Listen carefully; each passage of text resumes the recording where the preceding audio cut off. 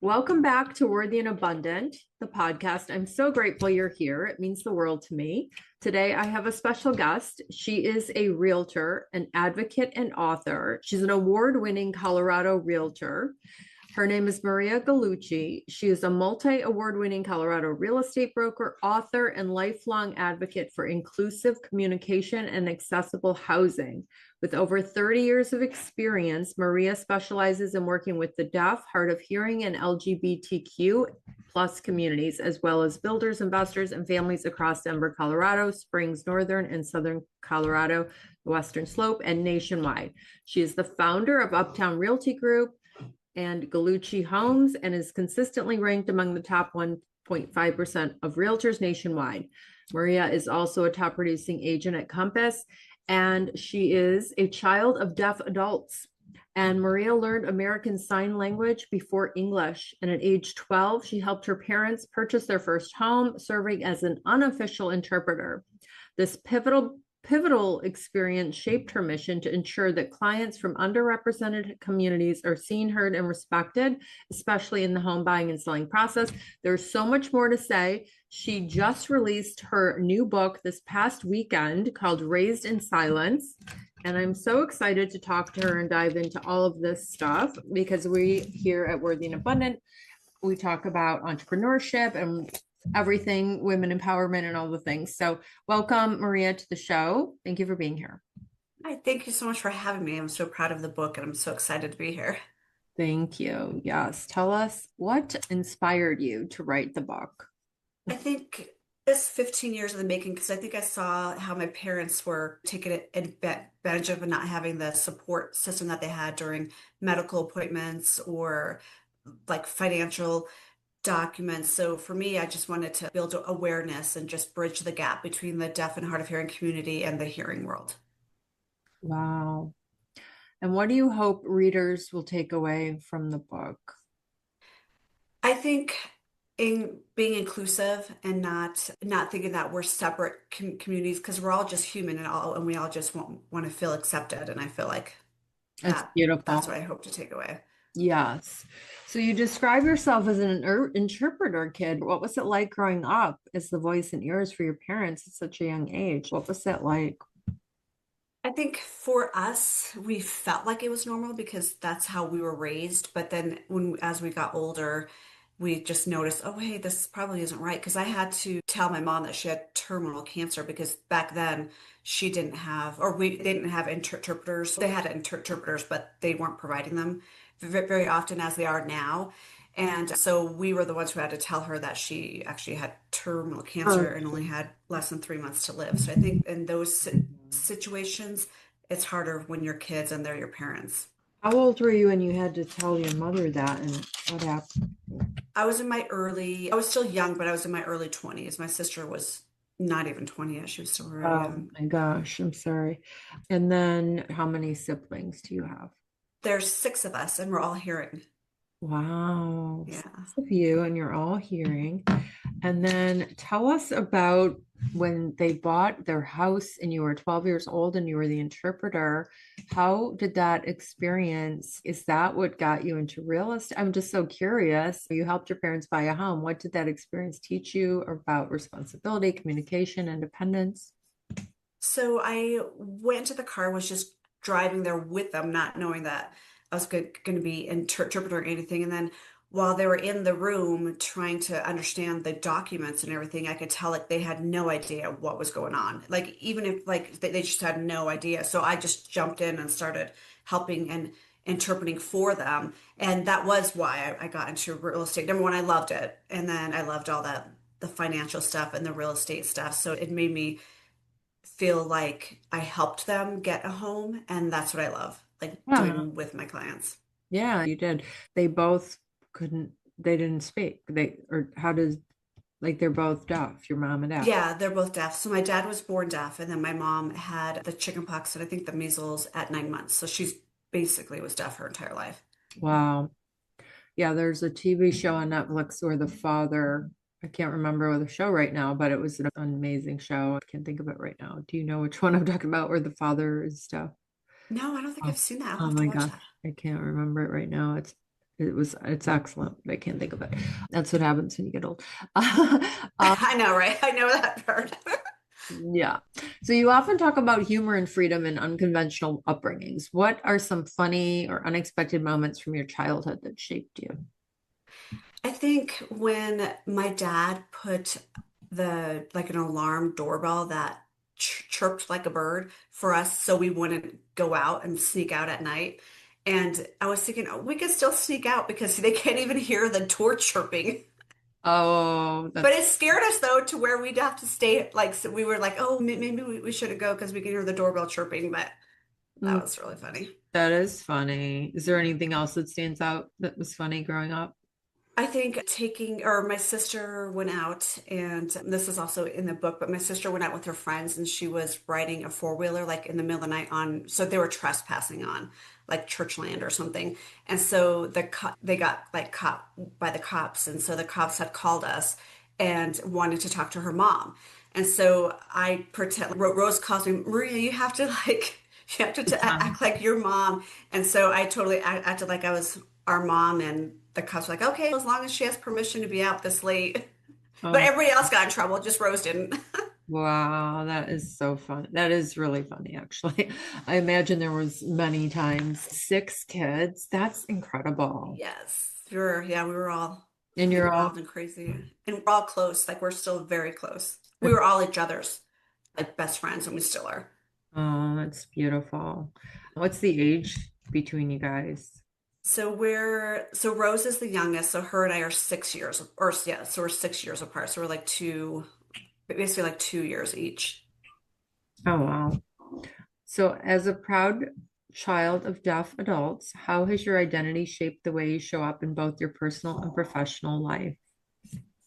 I think it's showed us how to be compassionate and how to have empathy. So everything I go for is with my heart, and anything I try to help everybody is with compassion. Is it also like deep gratitude? Because Oh, you yes. that you can hear and talk. That's so interesting. I learned sign. I remember learning sign language, and I really enjoyed it actually when I was younger. I don't remember how old, but I learned some sign language. Yeah, it's really cool. But so I presume your mom is gone. Yes, my mom and dad both are. My dad just passed away a couple of years ago, coincidentally with the same cancer, which Oh, was odd. gee. It was melanoma. Oh, wow. I'm sorry. So did your mom pass like shortly after you had to tell her diagnosis? Like, were the doctors accurate with the 3 months thing and all? It was 2.5 months. So they said she had 1 to 3 months to live, and it was 2.5. And that was how long ago for you? That was, God, like over almost 25 years ago, over 25. No, And then my did dad lived a little bit longer with the melanoma. okay. And then did you guys, so you helped with the doctors and all of that? Yeah, we were like her sole interpreter for back then. And then with my dad, they had interpreters there, but even it's still like when you know your parents and know that community, it's a little bit different when you're signing. So we still had to help my dad out for that stuff too. Yeah. And then so I imagine that would bring you and your siblings even closer together, actually, right? Yes. Oh yeah, for sure. Yeah, we're all still very close. And we were all there for both of our parents. Yeah, so blessed to have each other, really. Oh yes, I couldn't Yeah. even imagine. Yeah, it's incredible. So, your book is both a love letter to the deaf community and a guide for bridging communication gaps. What's one key principle we can all practice today to better connect? I would say just try. If you see someone, like you could tell there's a communication barrier, just try with them. Like you can talk on your phone, like type to them or write to them or just show them stuff. I think the motto is just try with people, no matter what community everyone's in. And compassion. Yes, 100% compassion. Yeah, because sometimes I can't understand the person on the other line and you're like annoyed about it and you're Exactly. frustrated. And instead, I think just showing the person compassion. Yeah. I almost think sometimes people with I was at the pool like a couple weeks ago and this woman had she was a beautiful woman. She had these like gorgeous sunglasses, and I said something like, "Oh, I love your sunglasses," and she says, "Oh, no, speak English," whatever she was. And I'm like, oh, "Yeah, that's a good." Like, I know that they speak a little bit, but that it's a nice. Don't talk to me. I don't speak. Don't talk to me. Yeah. I was joking with her, and I said, "I love your glasses," and she just said, "Oh, I forgot what she said," but she smiled like it was a joke, but I can just see how it's just easier. I don't. It is. I know. And it brightens her day though, because you did just try to you brought your hand to your the glasses. So she knew what you were talking about. And I think that makes just effort is just Yeah, makes a and big she said difference. thank you. Like they know simple thank you and hello, goodbye. Yeah. Yeah. I get some questions here. What are some common misconceptions about the deaf and hard of hearing community that you'd love to correct? I feel like they think that a lot of people think that they're not as intelligent as we as hearing people are, and they are. They're just as equal as we are. They do everything that the same. The only thing they can't do is hear, and they can communicate just like us, and they're just as smart as us. I love that. I believe that to be true, I'm sure. So you use the term deaf gain. Can you explain what that means and why it matters for building empathy and stronger relationship? What is deaf gain? I think that because you're basically on two sides of the spectrum, like because they can't hear, so their other senses take over, so then they see stuff better. They can read the room like easier because we're all like we use expressions a lot in sign language, and I just think that they could feel compassion and feel the room and everything a Energies. little bit differently. Yeah, energy and things like that. I like that. That's very interesting. And it makes complete sense that if you didn't have one sense, that your other senses Your other sense, yeah, that takes over. would be stronger. Yeah.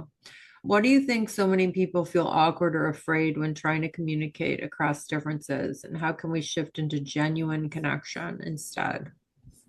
I think that people feel like it's unknown, so they don't know like the feedback that they're going to get. So they're like trying to mm, like make themselves not feel like not make a mistake with them. But I think Yeah. that just So yeah, they're, just trying with them is yeah, enough. I like that.